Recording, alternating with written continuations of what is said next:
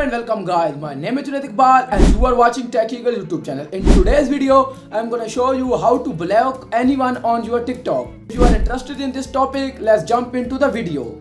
For blocking someone, first you have to open your TikTok application and then search for their ID.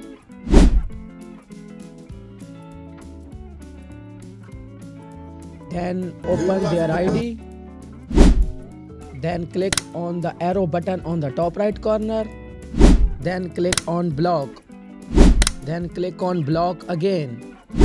This will block the user and this user will not be able to interact with your content and profile.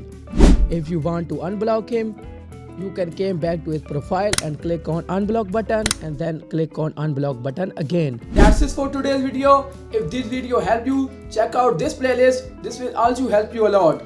This is me, Junaid Iqbal, signing out.